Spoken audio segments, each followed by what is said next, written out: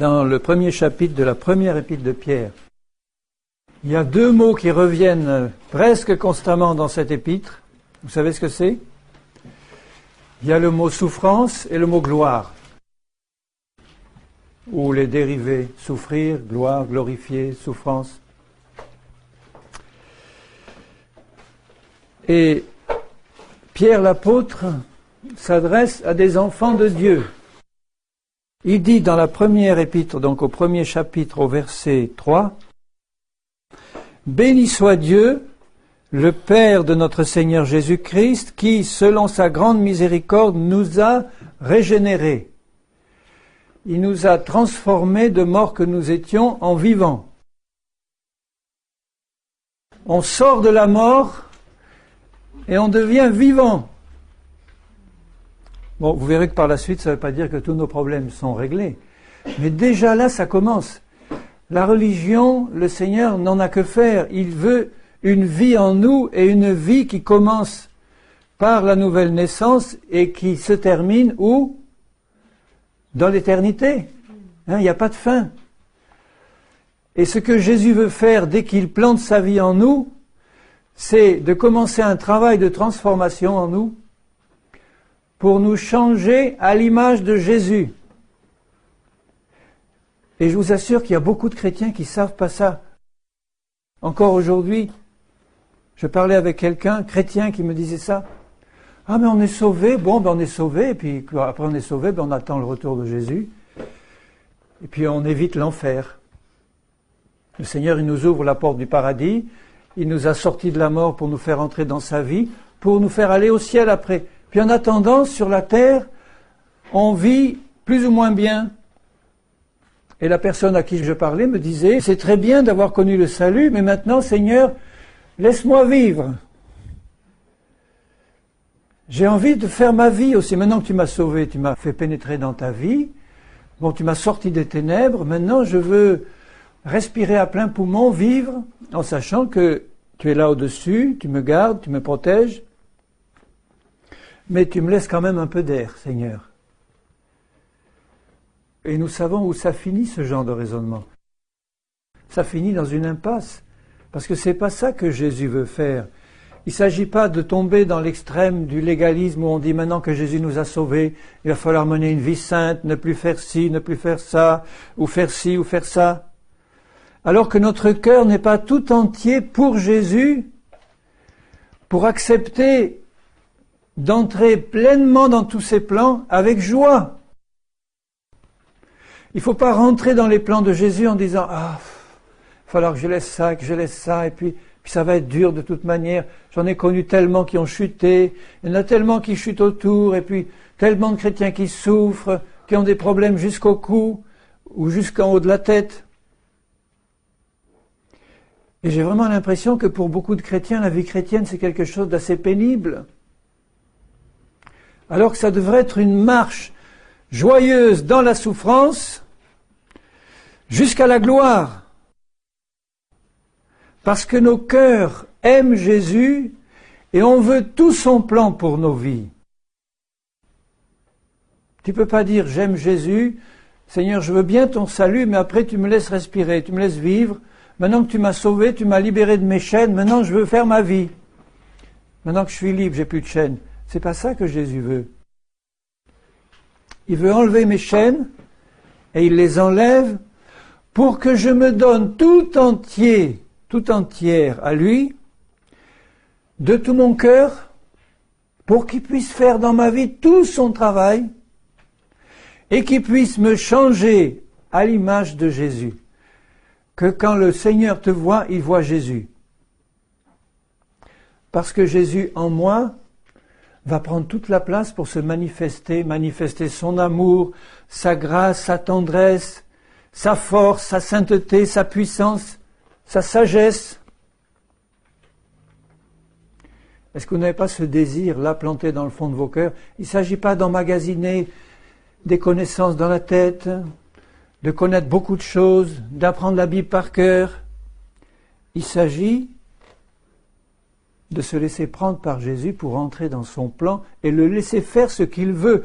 Mais Jésus ne pourra pas faire ce qu'il veut dans nos cœurs si nos cœurs ne sont pas tout entiers donnés à lui pour qu'on lui dise « Seigneur, je signe un chèque en blanc ou je signe la page en blanc, tu la remplis toi-même, tu m'amènes où tu veux, tu fais ce que tu veux dans ma vie, mais maintenant je garde les yeux sur le but et le but c'est toi, c'est Jésus. Je veux courir vers toi sur cette terre, je veux regarder constamment à toi, donc à ta parole, parce que je t'aime, parce que tu m'as révélé ton amour, tu m'as fait comprendre combien tu m'aimais. Et moi, je ne peux pas faire autre chose que te rendre cet amour pour courir vers toi, te laisser travailler en moi pour me changer à ton image. Vous êtes d'accord avec ce programme? Vous voyez ce qu'il dit là? Il nous a régénérés pour une espérance vivante, par la résurrection de Jésus-Christ d'entre les morts, pour un héritage. Donc il m'a rendu à la vie pour un héritage qui ne peut ni se corrompre, ni se souiller, ni se flétrir. Un héritage qui vous est réservé dans les cieux.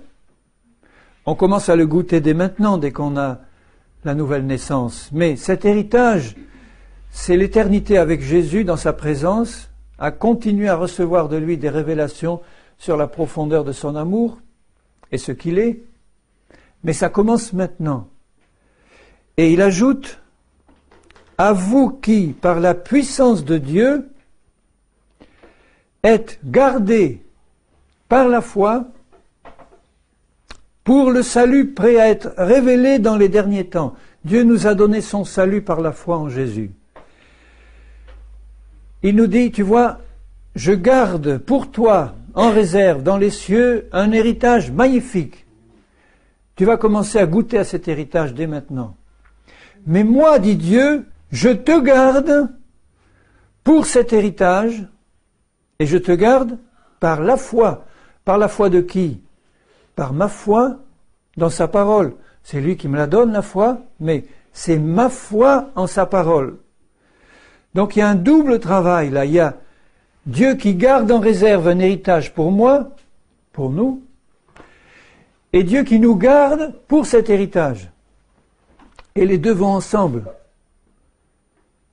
Si vous êtes par exemple un bon père de famille ou bonne mère de famille et que toute votre vie vous travaillez pour laisser un splendide héritage à vos enfants, et si en même temps vous ne faites rien pour garder vos enfants, vous ne serez pas un si bon père de famille que ça. Si vous amassez une fortune colossale pendant toute votre vie en disant « ça c'est bien, après ma mort ils vont hériter tout ça, ils vont être heureux, contents ». Et puis, de leur naissance jusqu'à votre mort, vous ne les gardez pas, vous ne vous en occupez pas, vous ne leur faites rien, vous ne les voyez pas, vous les laissez grandir dans la rue, en plein vent, sans jamais vous occuper d'eux. Mais à quoi servirait cet héritage ? Tandis que là, si vous savez que Dieu, par sa puissance, par la puissance de Dieu, vous garde par la foi, parce que Dieu t'a fait des promesses, et si tu es un enfant de Dieu, tu écoutes ces promesses et tu les gardes. Et tu dis, Seigneur, tu me réserves dans les cieux un héritage splendide, tu m'as déjà fait rentrer dans ton royaume par la nouvelle naissance, je goûte à cet héritage par le salut, la délivrance, la guérison, etc., et par la transformation de ton esprit en moi. Mais ce qui me tient bien, c'est de savoir que toi, tu me gardes par la foi. Et quand Dieu me garde par sa puissance, s'il n'y a que la moitié de notre cœur pour Jésus, il ne va pas pouvoir me garder à fond, parce qu'il y aura toujours une part de moi qui va essayer de prendre la tangente pour aller dans le monde ou chercher autre chose que la plénitude de Dieu. Dieu nous aime même si on a un cœur partagé. Mais l'amour de Jésus ne peut pas pleinement entrer dans nos vies si on a un cœur partagé. Si on a un cœur tout entier pour Jésus, tout son amour rentre et il va faire un travail complet parce que c'est sa promesse. Il a dit, je vous garde. Si tu as foi en moi, dit le Seigneur, je vais te garder par ma puissance qui est la toute-puissance de Dieu. Et vous savez que si Dieu vous garde par sa puissance, il n'y a rien de mal qui peut vous arriver. Tout concourt à votre bien, toutes les expériences par lesquelles vous passez. Et on va voir qu'il parle de quelques-unes qui ne sont pas toujours agréables. Tout va concourir au travail du Seigneur pour nous transformer à l'image de Jésus. C'est ça qu'il veut. Il ne veut pas nous sauver simplement pour nous faire entrer au ciel. Combien de fois je le dis, vous me l'entendrez répéter. Il veut nous sauver pour nous transformer ici et maintenant, pour nous transformer à l'image de Jésus. Donc il faut que nous, puisque tout est par la foi, il faut que nous désirions ardemment cette transformation. Si tu désires seulement être sauvé de tes péchés et puis attendre le retour du Seigneur, Dieu te donnera ce que tu désires. Il ne va pas t'imposer son grand, merveilleux, beau, splendide salut et tout ce qu'il veut faire dans ta vie, il ne va pas te l'imposer. Il va le mettre devant toi, il va dire qu'est-ce que tu choisis? Tu prends tout ou tu prends ce que tu as envie de prendre? Je dis par amour pour Jésus, je prends tout parce que je te fais confiance. Je te fais confiance parce que je sais que non seulement tu vas me garder, mais si tu me gardes, c'est pour faire dans mon cœur ton travail. Donc je te fais confiance à 100% pour tout. Et ça élimine tous les murmures. La moindre des petites expériences désagréables devient une occasion pour le Seigneur de travailler dans ma vie. Si j'ai l'attitude de foi dans mon cœur, en un Dieu qui me garde et qui veut faire son œuvre, la moindre petite expérience peut être utilisée à mon profit pour que Dieu fasse son travail. Et si je commence à m'énerver, à protester, à murmurer, si je commence à dire « Ah, mais je pensais que ça allait être comme ça », et puis là, il y a une contrariété, une grosse ou une petite, en général, c'est les petites contrariétés qui nous chamboulent peut-être le plus, une petite contrariété. Mais quand on a le cœur plein de confiance pour le Seigneur, « Seigneur, tu es un Dieu tout-puissant. Il me garde par sa puissance. » Vous regardez une fleur, vous avez déjà vu une belle fleur, vous regardez la perfection de cette fleur, regardez la nature autour de vous, tout ce qu'il y a de beau, de magnifique, quand on regarde ce qui n'a pas été abîmé par les hommes. Hein. Mais vous regardez une simple petite fleur des champs, la perfection de Dieu, et il a pris soin de créer cette fleur comme ça pour qu'elle soit belle, qu'elle sente bon. Et si Dieu prend tellement de soin à créer une simple fleur pour qu'elle soit belle et qu'elle sente bon, à combien plus forte raison il va prendre soin de nous pour qu'on soit beau et qu'on sente bon à ses yeux. Et il n'y en a qu'un qui est beau et qui sent bon, c'est Jésus. C'est pour ça qu'il veut nous changer à l'image de Jésus. Il veut nous transformer comme son Fils. Et il a besoin de notre coopération. Et notre coopération, c'est par la foi, mais la foi qui vient d'un cœur tout entier pour Jésus. Si vous êtes de ces chrétiens qui disent « Seigneur, ton salut me suffit, maintenant tu me laisses vivre, moi j'ai envie de faire ma vie, maintenant j'ai envie de voyager, de faire ma vie, de sortir, je suis libre. Hein? Ah, tu m'as libéré. Bon, fais-le, tu verras ce que ça va te coûter. Ça va te coûter des années de retard dans le travail du Seigneur et après, un mur au fond d'une impasse. Et quand tu seras au fond de l'impasse, tu tourneras et tu diras « Ben Seigneur, oui, j'ai pas compris dès le début ce qu'il fallait faire. » Et finalement, tout revient à un manque d'amour pour Jésus. Souvent, je dis, Jésus, on ne t'aime pas assez comme on devrait t'aimer. Toi, tu nous aimes d'un amour infini, tu l'as prouvé, tu as donné ta vie. Mais nous, la manière de prouver notre amour pour toi, c'est de te donner toute notre vie, à 100%, sans penser faire à notre idée, sans penser conduire notre vie comme on aimerait la faire, mais de lui dire, Seigneur, tu as un plan merveilleux. Ce plan, c'est de me transformer à l'image de Jésus. Je te laisse faire, parce que c'est pas moi qui vais y arriver, en jeûnant, en priant, en me levant à 5 heures tous les matins. Je ne vais pas arriver à être transformé comme Jésus par ces moyens-là. Mais si je te fais confiance et si j'ai foi en ta parole, en ce que tu dis que tu veux faire en moi, si je le prends pour moi, par la foi, c'est toi qui vas le faire et tu vas te glorifier dans des fils et des filles de Dieu qui vont vraiment ressembler à Jésus. Dès maintenant, pas demain, demain ne t'appartient pas. Dès maintenant, dès le moment où je te parle et où tu entends cette parole-là, tu peux, si ton cœur n'est pas tout entier, le donner tout entier à Jésus pour qu'il fasse ce travail, qu'il rattrape le retard. Si tu l'as déjà donné, tu peux t'encourager dans cette foi que Dieu va achever ce qu'il a commencé en toi par sa puissance. Sa toute-puissance tient l'univers. Tout l'univers entier, ses planètes, ses soleils, c'est tenu par la parole de Dieu avec des lois magnifiques. Pas un grain de sable dans la mécanique céleste. De la plus petite chose à la plus grande, Dieu tient tout par sa puissance glorieuse.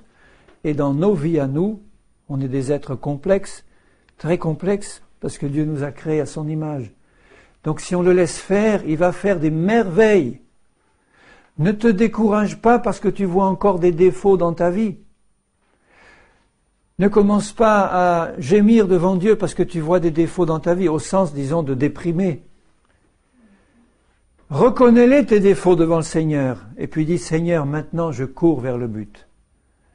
Je sais qu'il n'y a qu'une chose qui compte, c'est d'avoir les yeux fixés sur toi, parce que c'est pas moi qui vais enlever mes défauts, c'est toi qui vas les enlever pour me rendre parfait. Dans la Bible, en grec, il y a 2 mots pour désigner la perfection. Le premier, ça indique un travail qui consiste à changer quelque chose où il y a des défauts, pour enlever ce qui ne va pas et mettre ce qui va, pour arriver au bout du compte à quelque chose de parfait. Donc on part de quelque chose d'imparfait, de moche, où il y a du péché, où il y a des défauts, et on le transforme pour l'amener à la perfection. Ça, c'est un premier mot. Ça s'applique au travail que le Seigneur, une partie du travail que le Seigneur est en train de faire en nous. Et puis il y a un deuxième mot, c'est le mot qui veut dire que Dieu prend quelque chose qui est déjà parfait au départ, mais pas complètement accompli, et puis d'étape en étape, il me fait passer de perfection en perfection, si je reste évidemment dans son obéissance et dans la soumission de cœur, il me fait passer de perfection en perfection pour arriver à une maturité complète. Comme un petit fruit tout vert qui est parfait en tant que petit fruit tout vert, mais il n'est pas encore parfait en tant que fruit mûr, et s'il n'y a ni ver, ni maladie, ni rien qui s'y mette, il va passer de perfection en perfection. Et les deux s'appliquent à notre vie. Parce que nous sommes déjà parfaits en Christ. Quand il est mort, il a enfoui toute notre vieille nature de péché dans la mort. Quand il est ressuscité, il nous a donné une nature nouvelle à son image. Il a tout accompli, tout est fait déjà en Christ. Donc quand tu regardes par la foi cet héritage céleste-là qui t'est réservé dans les cieux, ça ne veut pas dire simplement que ça va être réservé pour toi quand tu seras au ciel, mais ça veut dire que c'est un héritage qui est déjà tout prêt dans les cieux, réservé pour toi, et qui peut passer dans ta vie maintenant si tu as la foi. Évidemment, ça va se continuer après, jusque dans l'éternité. Tu comprends? Donc cet héritage, il est déjà tout prêt. Jésus a tout accompli. Il t'a déjà transformé en être parfait en Christ.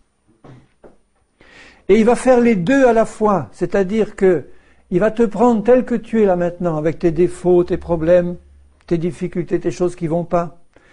Et parce qu'il vit en toi, par la puissance du Saint-Esprit, si tu restes dans la foi et dans l'amour pour Jésus, sans ronchonner, sans murmurer parce qu'il y a une contrariété, une épreuve qui vient,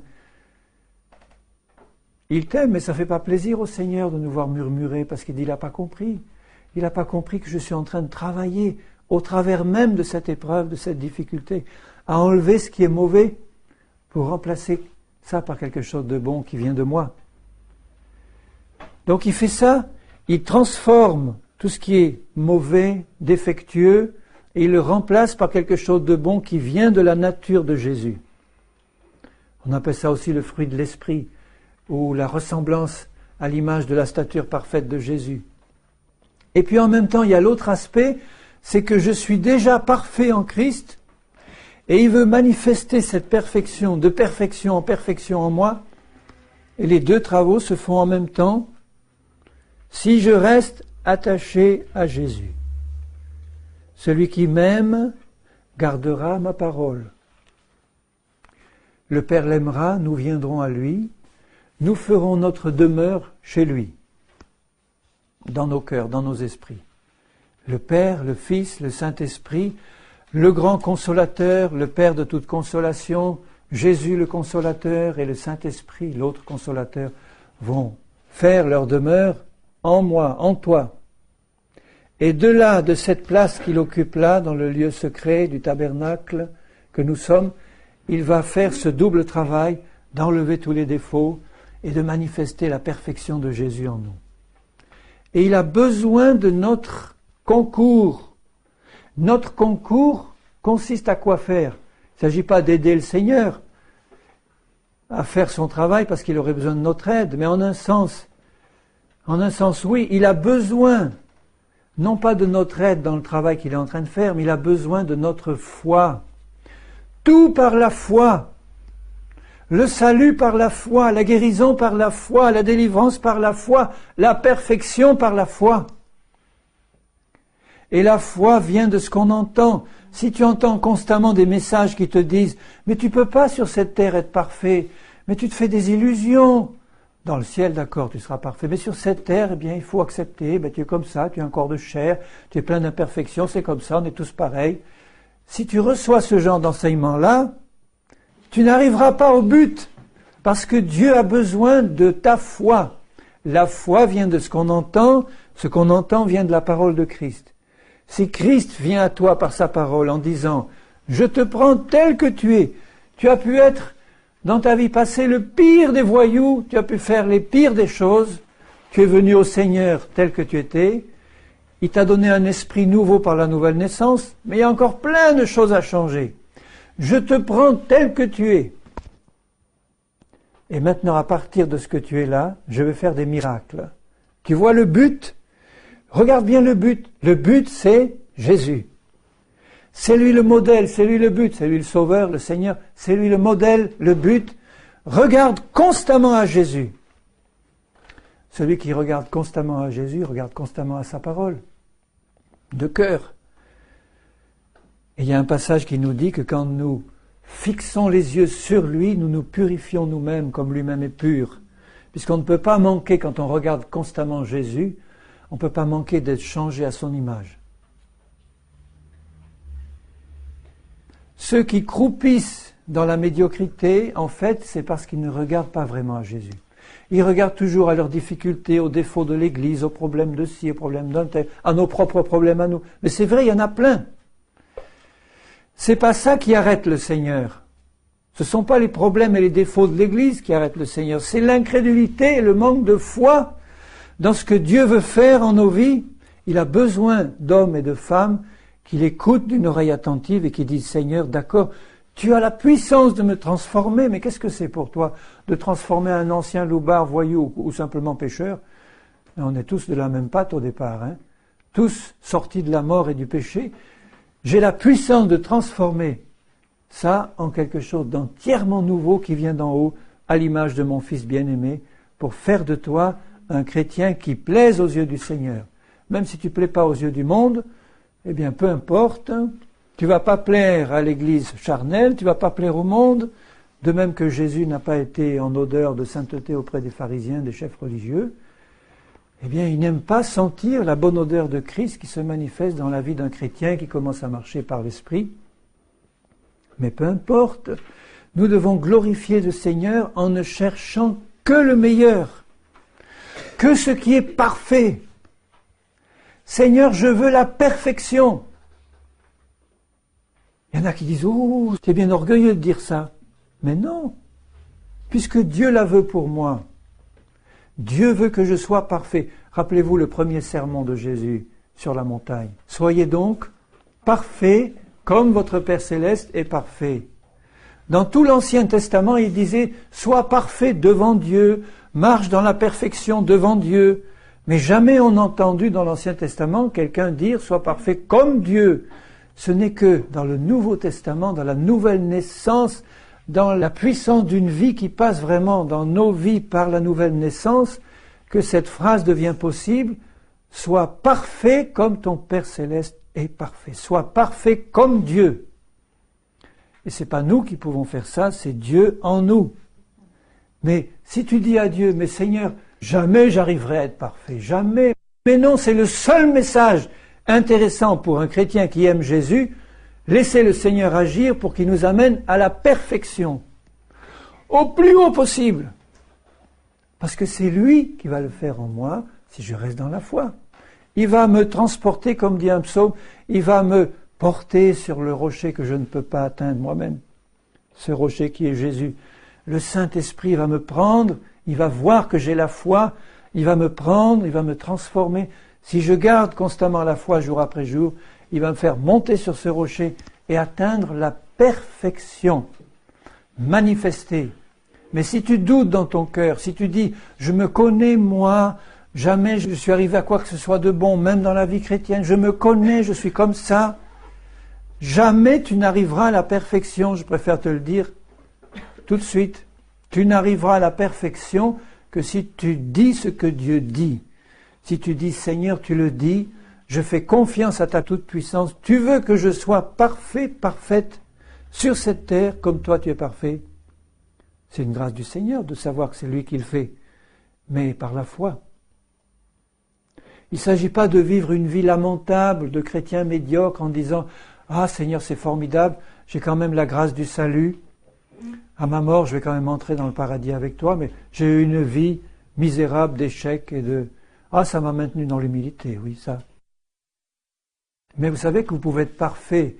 Vous devez être parfait et humble. Il n'y a pas de perfection véritable sans l'humilité véritable. La perfection de Jésus, c'est l'humilité parfaite. Donc de savoir que c'est Dieu qui va me la donner. Je ne la mérite pas, la perfection. Je ne mérite pas plus le salut, rien je mérite.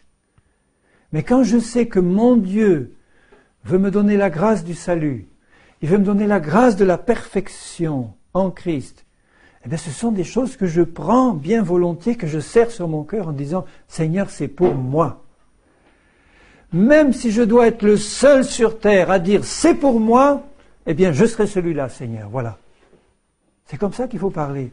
Ou même si dans mon coin, dans mon église, dans ma région, dans mon quartier, il n'y a pas un seul chrétien qui vise à cette perfection-là par la foi, eh bien Seigneur, s'il doit y en avoir un, ça sera moi. Et au moins, je te laisserai travailler dans ma vie comme tu le veux pour atteindre ce but-là. Et ce but, je l'ai constamment sous mes yeux. La perfection en Christ. C'est là ce qui fait votre joie, je suis au verset 6.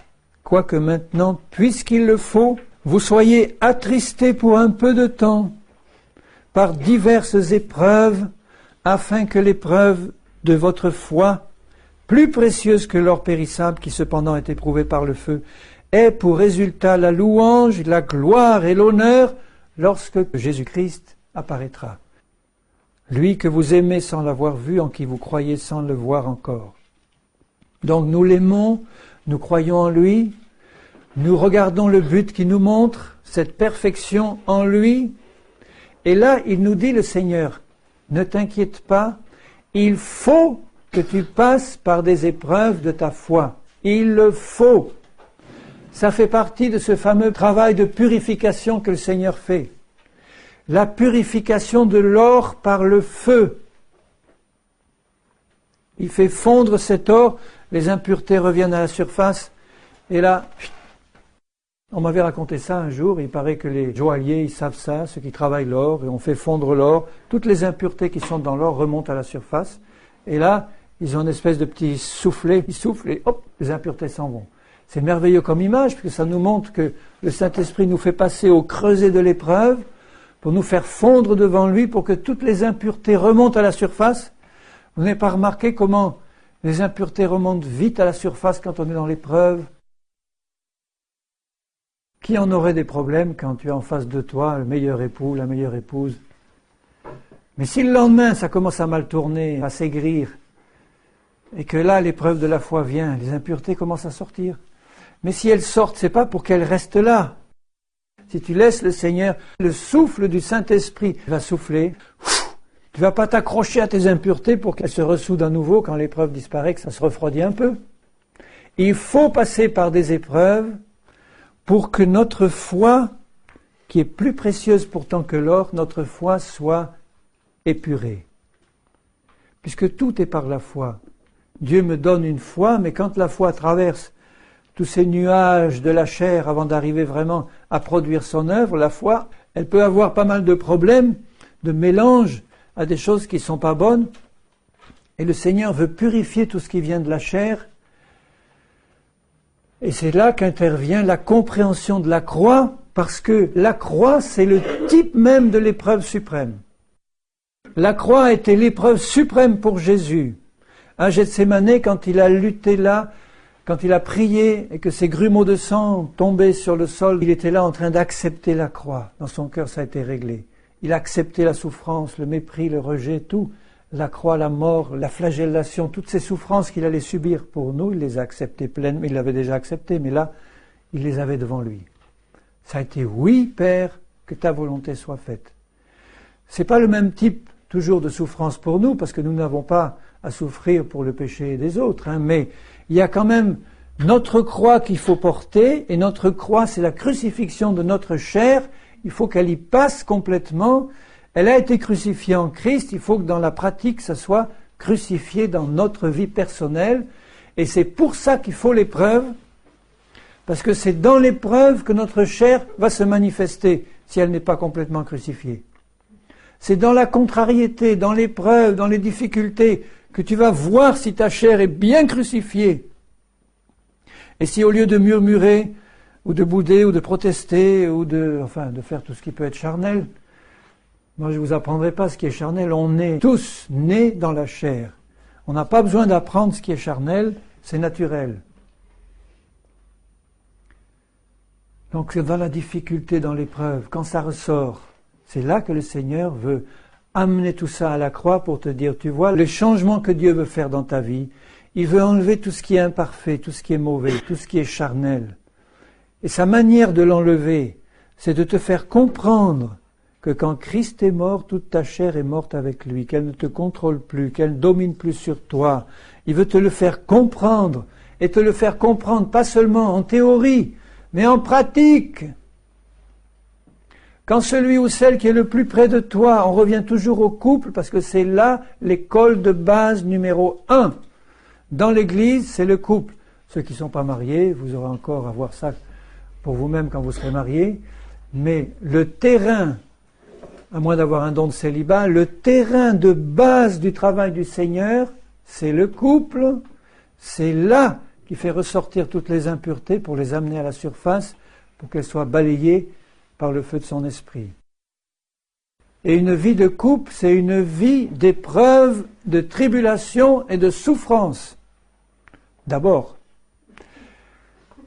Et puis ensuite, une fois qu'on a compris la leçon du Seigneur, vous allez passer à une étape supérieure qui va vous amener à une deuxième lune de miel, permanente celle-là, parce qu'elle sera dans l'esprit du Seigneur. Et pour ça, il faut passer par des épreuves, des contrariétés, des choses qui ne vont pas comme on aurait aimé que ça aille, des souffrances. Et là, dans la souffrance, dans l'épreuve, le Seigneur me donne le moyen d'en sortir. Il est merveilleux, le Seigneur. Si je veux bien faire comme il me demande de faire. Jésus a tout accompli, il a crucifié ma chair, il m'a rendu parfait en lui. Mais il ne veut pas que ce soit suspendu comme ça dans les cieux, et puis que moi j'en profite jamais. Il veut me le montrer par sa parole. Pour moi, ça a été une révolution dans ma vie. Ça n'a pas été le jour de ma conversion que je l'ai compris. C'est des années après que quand Christ est mort, je suis mort avec lui. Ma chair mauvaise est morte en lui et avec lui. Et quand il est ressuscité, je suis né de nouveau en lui et avec lui à une vie nouvelle. Quand cette révélation s'est faite par le message de la croix, puisque la croix, bien sûr, ne s'arrête pas là. Après la croix, il y a la résurrection. La croix, c'est un moment de ténèbres et de mort, mais elle a été suivie par la lumière et la magnificence de la résurrection.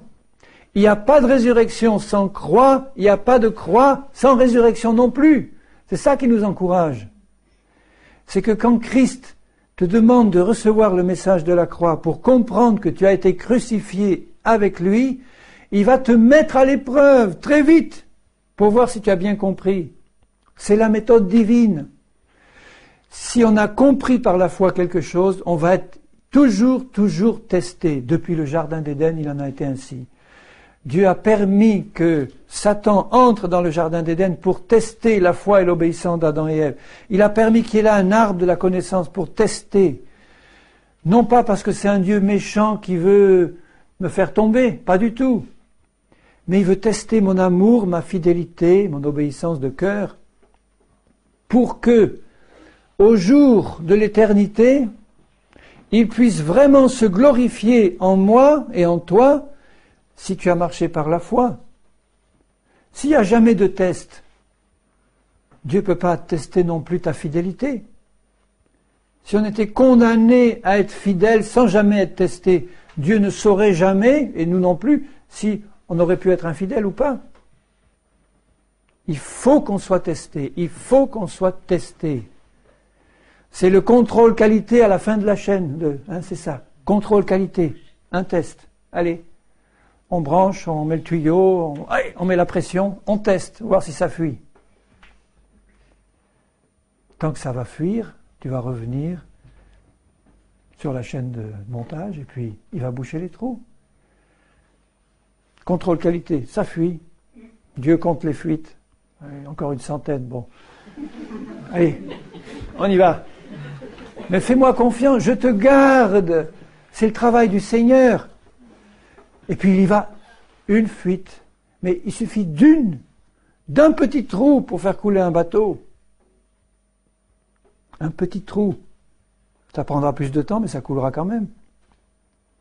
Alors Dieu voit tous les trous. Là, il y en a un encore, un. Seigneur, il y en a encore un. Ça veut dire qu'il y a encore un peu de chair qui se manifeste. Ça a été crucifié à la croix. Tu as compris maintenant ce point qui reste, cette dernière tâche, cette dernière imperfection sur ta robe là, cette tâche-là. Dieu me la montre. Et vous savez, si je suis passé par toute une série d'épreuves pour qu'il me montre toutes les imperfections, lui seul connaît les imperfections qui restent, donc il est seul capable de connaître quelles vont être les épreuves adaptées à cette dernière imperfection pour qu'elle se manifeste là, si elle doit se manifester, si je n'ai pas compris encore. Donc il va permettre cette épreuve, voilà la dernière imperfection, le dernier trou, ça se manifeste là. Seigneur, j'ai compris, c'est ça maintenant. Je reviens à la croix, je confesse ça devant toi, je te demande pardon. Et maintenant j'ai compris, j'apporte à la croix cette dernière imperfection-là, parce que je comprends maintenant que ta perfection en Christ, elle va se manifester dans ma vie par la foi. Tu m'as rendu conscient de toutes mes imperfections, j'étais entièrement d'accord avec ton travail, j'ai appris à ne plus murmurer dans l'épreuve, j'ai appris à ne plus me plaindre dans l'épreuve, j'ai appris à garder les yeux fixés sur toi qui fais des miracles dans les épreuves les plus impossibles aux yeux humains. Dieu est le Dieu de l'impossible, à condition qu'il trouve en face quelqu'un qui croit. Rappelez-vous la marche dans le désert. À la moindre épreuve, rouspétance, murmure. Encore un petit tour dans le désert. Allez, t'as pas compris la leçon? Encore un petit tour. Ah, nouvelle épreuve, nouvelle difficulté, nouveau murmure. Voyez, au lieu d'utiliser les épreuves comme des moyens de passer à une étape supérieure en disant « Seigneur, on a compris dans le passé que dans toutes ces épreuves, si on avait eu la bonne attitude de confiance, de foi, tu aurais fait un miracle, peut-être au dernier moment, mais tu ne nous aurais pas laissés devant la mer Rouge fermée ou devant une source tarie. » J'ai compris, Seigneur, maintenant. Si tu as cette attitude-là et qu'à l'épreuve suivante, tu regardes à Jésus et dis « Seigneur, je me souviens, je me rappelle toutes ces épreuves de ma foi passée, où j'ai échoué, où j'ai réappris la leçon. Maintenant je me retrouve devant la même épreuve, mais maintenant mes yeux sont sur toi. Et dans la confiance du cœur, je m'attends à toi. » Il y a eu des moments dans notre marche par la foi, et ça nous arrive toujours, à chaque moment, où par exemple sur le plan financier, nous avions pas loin de 0 francs, 0 centimes. Et quand vous êtes invité par exemple à prêcher quelque part et que vous vous trouvez avec presque rien dans la poche pour faire ce voyage, il faut avoir un pas de foi. Si vous êtes là en disant non, ça ne va pas marcher Seigneur, parce qu'il me faut d'avance 15 000 francs, pour tous les frais à prévoir que j'ai calculés à mon budget, et si j'ai pas ça au départ, moi je pars pas.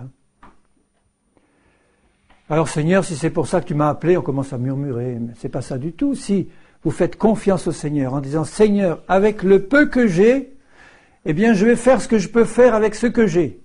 Si j'ai de quoi me payer un billet de train pour faire 100 km alors qu'il faut que j'en fasse 2000, eh bien je vais prendre le train, je vais faire 100 km, avec joie. Et le secours va venir au 100e kilomètre ou avant. Vous voyez, dans ma progression spirituelle, c'est ça, l'attitude de foi, de dire, Seigneur, je te fais confiance jour après jour. Demain ne m'appartient pas. Aujourd'hui, là, maintenant. Dans quelle épreuve tu te trouves maintenant? Quel est maintenant le creuset qui est le tien là, au moment où je te parle?